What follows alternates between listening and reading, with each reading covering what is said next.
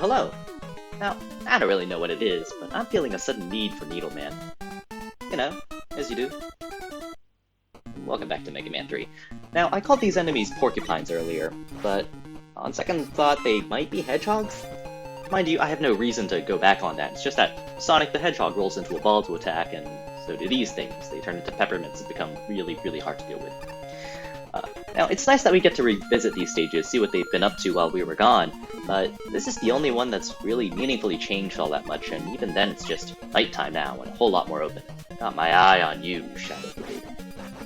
It's one thing to revisit a stage with battle damage and ruined architecture like Sparkman stage tried to do, for a little bit. But Gemini Man stage was pretty much conceptually the same for 2/3 of the whole thing, with the open-air bombing section and the tadpole legs. And Shadow Man stage feels like even the architecture's a copy-paste job. It's like throwing glasses and a fake mustache onto everything and trying to convince you it's new content. So, each Doc Robot is weak to 2 weapons. Or, equivalently, each weapon is good against 2 Doc Robots.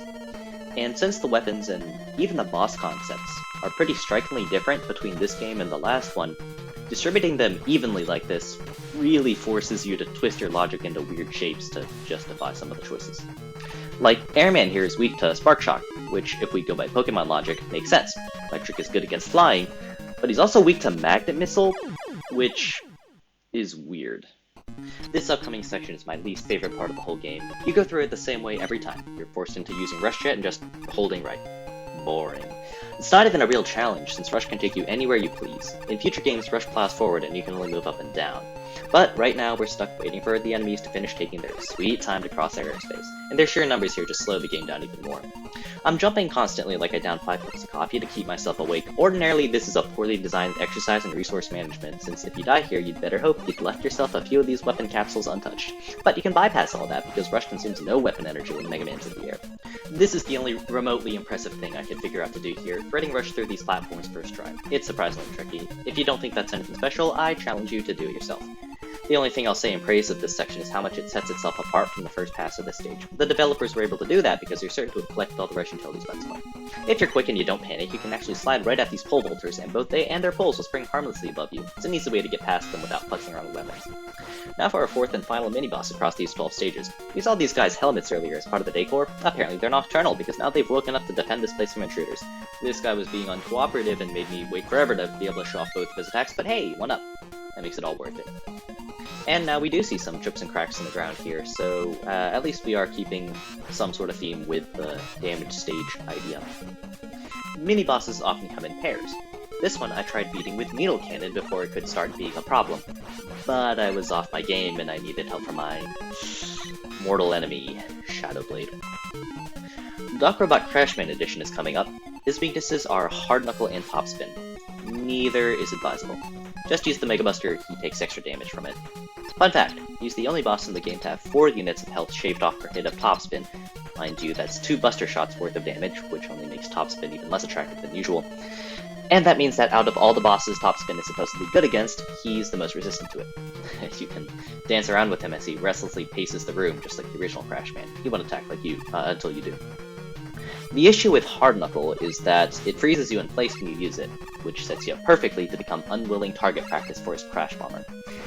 Goodness, it was so much easier to get into a rhythm in this fight in Mega Man 2. In this game, in addition to jumping every time you fire, he's also on a separate timer that tells him when he should jump on his own, and I think that timer only counts down when he's on the ground, which really messes with my intuition for this fight.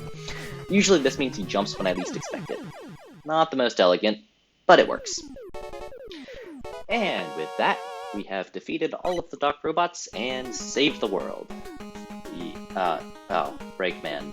Okay, fine. Just this once. Alright, Breakman. No more horsing around, no more holding anything back. It's time to end this, once and for all. So, after a couple of very chivalrous shots to the back, got him right where I want him. And it is time to unleash everything I have on him. Unleash everything I have on him except Needle Cannon. Everything I have on him except Needle Cannon and Magnet Missile. Well, of course, Gemini Laser's just gonna miss. And this guy's immune to punches.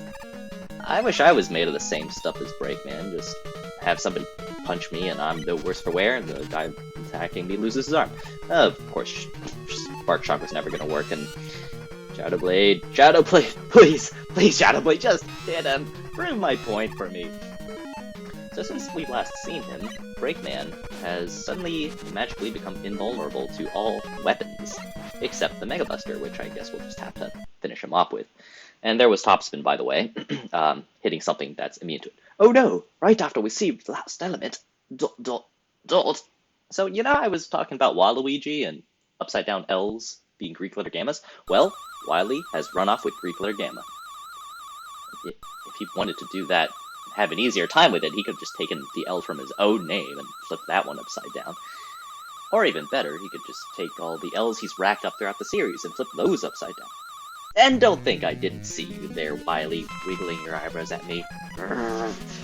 Makes me so angry I want to storm your castle through the front gates, like a true gentleman would. The very same kind who would beat up your lackey Breakman by shooting him in the back. So here we see Gemini Laser putting in the work. Thank you, Gemini Laser. Yeah, this weapon really is at its best when you fire it point blank at enemies that it destroys in one hit. Now we have the last underwater section in the game. It's interesting that in Mega Man 2, but not any of the games that follow this, Mega Man makes a splash effect as he enters the water, but not when he emerges from it. It's strange. It's a thing that they fix in future games. And in Mega Man 1, he just didn't make any splash effects at all. Water didn't even exist. And wow, this castle really is laying out all the power-ups for us. It's just rolling out the red carpet for our arrival. Maybe the true gentleman all along was Dr. Wily. I imagine you're supposed to use Rush Jet around here, but I'm gonna choose to use my awesome sliding skills instead to navigate this place. Alright, I get some redemption here with these Hammer Joes and punching them in the eye. Hooray. And speaking of last things in the game, it's time to aim at this one stationary enemy again who's perfectly set up for it. Speaking a third time of last things in the game, disappearing bricks. You are going to have a much easier time just waiting it out from there, but I prefer to show off the glitchiness of this game instead.